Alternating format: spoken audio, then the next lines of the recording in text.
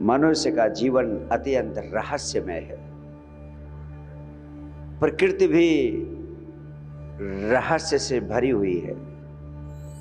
आदमी जब से इस पृथ्वी पर आया है, जीवन को जानने की लगातार कोशिश करता रहा, लेकिन इतना गहरा राज है, इतना गहरा रहस्य है कि कोई इसका अभी तक ओर छोर नहीं पाया।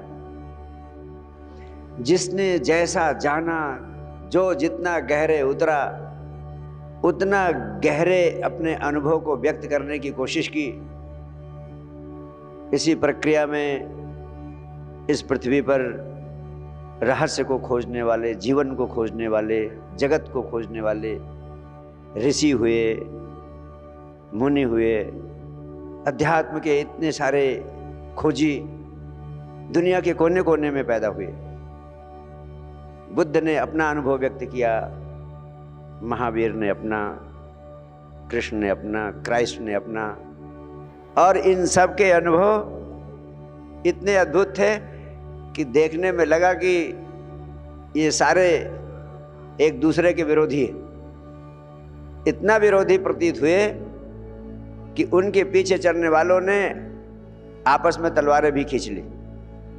और आप हैरान होंगे कि पिछले 5000 वर्षों में 15,000 युद्ध सिर्फ धर्म के नाम पर, परमात्मा के नाम पर लड़े गए। यानी सारी मनुष्यता धर्म के नाम पर, परमात्मा के नाम पर रक्तपात करती रही है। इतनी नासमझियां पैदा हुई। धर्म का, परमात्मा की खोज का जो मूल उद्देश्य था कि शांति मिले, आनंद मिले, दुखों से मुक्ति मिले, वो तो सब इधर उधर चला गया।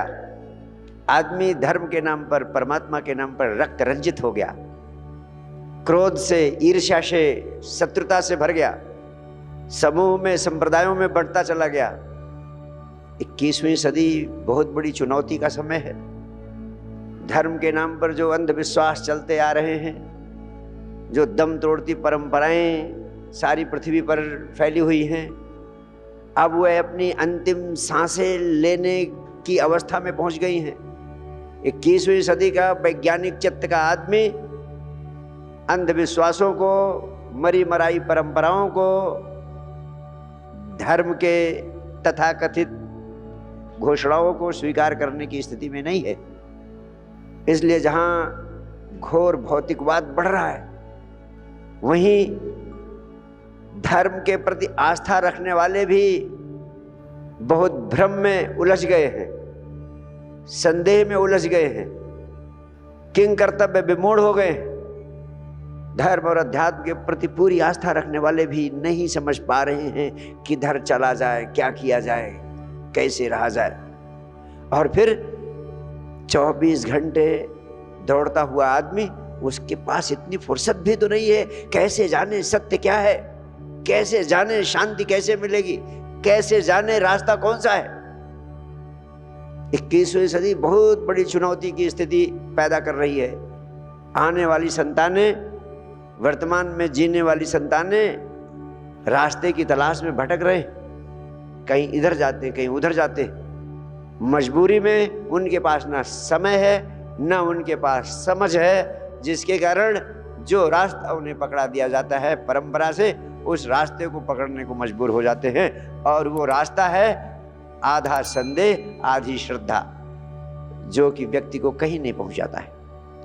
इसलिए सबसे पहला काम जो मेरे सामने आया, जिस पर मैंने अब तक का पूरा जीवन लगा दिया, वो सिर्फ ये था कि इस भटकती हुई मनुष्यता को अपने अनुभव से कैसे समझा सकूं कि जीवन में किस दिशा में काम किया जाए, कि धन से लेकर ध्यान तक, पदार्थ से लेकर परमात्मा तक, भौतिकवाद की सुख समृद्धि से लेकर भीतर की परम शांति और परम आनंद की संपदा को प्राप्त करने का मार्ग क्या है। दोनों चीजें बहुत जरूरी है। मनुष्य शरीर और आत्मा का जोड़ है। शरीर के लिए बहुत जरूरी है भौतिक सुख समृद्धि की ऊंचाइयों पर होना। और आत्मा के लिए बहुत जरूरी है भीतर से परम शांति, परम आनंद की अवस्था को उपलब्ध करना। आत्मा को भूखा नहीं रखा जा सकता। आत्मा भूखी रह गई तो जीवन नरक हो जाएगा, चाहे जितनी धन संपदा आपके पास हो। और सिर्फ आत्मा को स्वस्थ करने में लगे रहे, शरीर और भौतिक दिशाओं में ध्यान नहीं दिया, तो दीनता, दरिद्रता, अपंगता की स्थिति को उपलब्ध हो जाएंगे।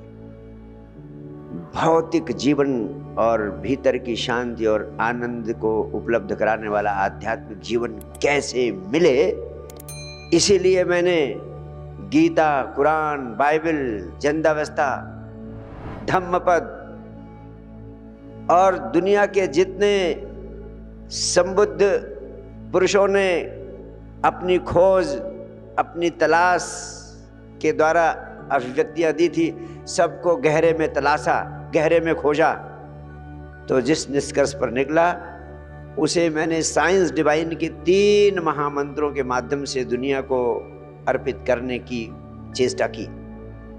अगर ये 3 महामंत्र आपके प्राणों में उतर जाएं, तो गीता, कुरान, बाइबल से लेकर इस पृथ्वी पर अब तक जो कुछ धर्म, अध्यात्म और मनोविज्ञान के क्षेत्र में भौतिक और आध्यात्मिक दिशा में प्रगति करने के लिए आवश्यक है, सब समाहित हो जाता है, सब प्रकट हो जाता है। ये 3 महामंत्र जीवन के मूल सूत्र हैं, जिन्हें मैं महासूत्र या महामंत्र की संज्ञा देता हूं। पहला महामंत्र है विचार शक्ति के विज्ञान का प्रयोग कीजिए। दूसरा महामंत्र है 24 घंटे में आधे घंटे के लिए विचार शून्यता की अवस्था में होने का अभ्यास कीजिए। और तीसरा महामंत्र है हर पल आनंदित रहना सीखिए।